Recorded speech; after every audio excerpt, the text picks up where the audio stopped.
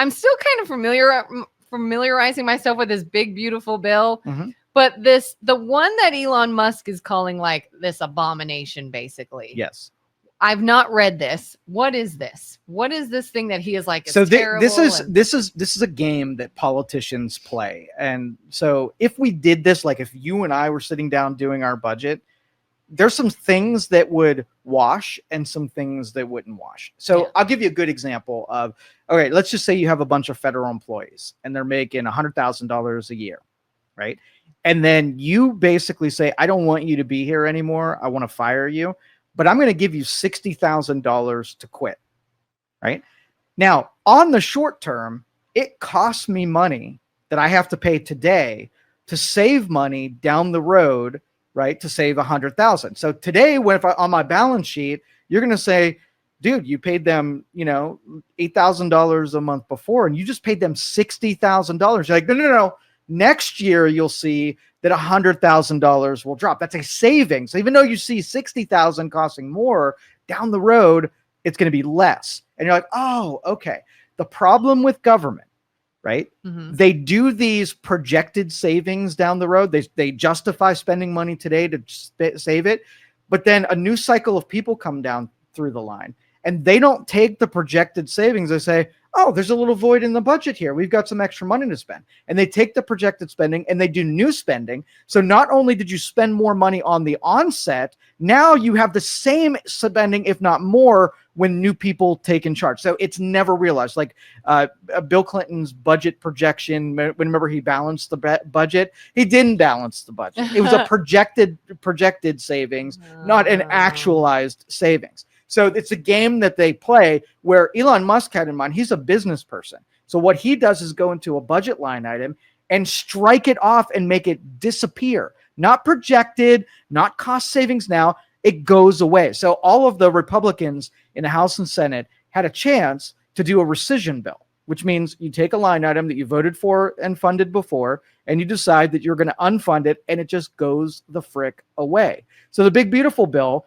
was a boondoggle that did have projected savings in it, and nobody has trust or faith that in the future that any of those savings will be realized because it's freaking government. That's not what they do.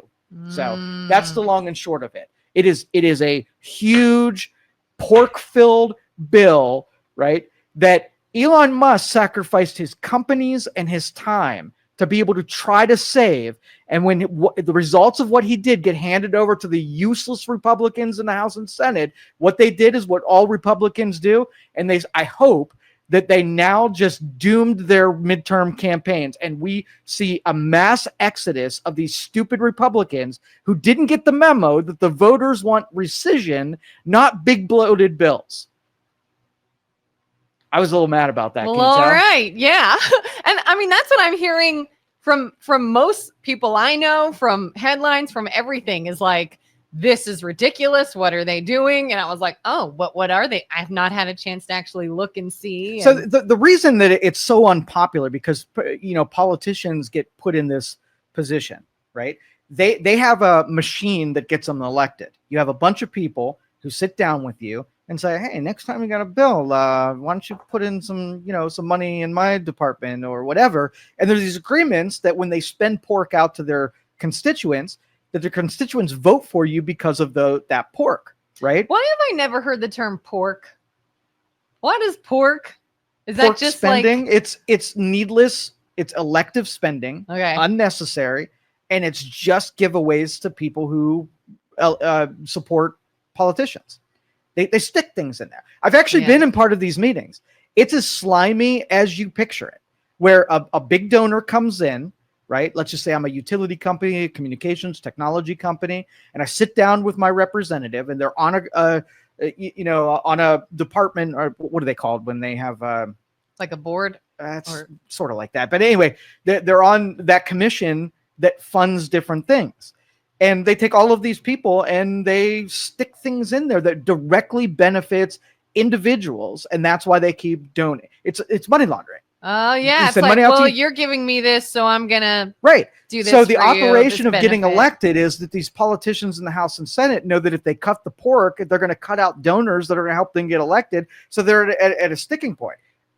we're being pressured to cut this, but if I cut this, I'm going to lose supporters that specifically paid me to give them government money. It's like, I need to do the right thing, but if I do, then I can't get money from these other people. That's why they all have to be primaried, because then the new people coming in don't have those agreements, and you have half of a chance of somebody new coming in there and not sticking in those portals. So, Johnson, the majority leader, he's useless because he's stuck in that machine.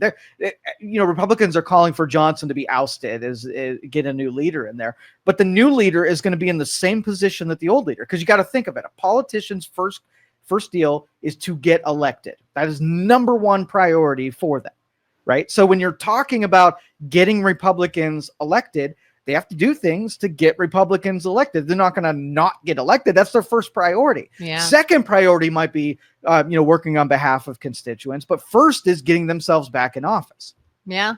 So the whole game sucks. And that's why, as a libertarian, I don't want them touching important things, because they cannot be objective. They can't work on behalf of taxpayers. They're not evil. We can't have nice things. It's it. They're not evil. They're just playing the game, and the game absolutely benefits them and does not benefit us, or benefits some, doesn't benefit all of us.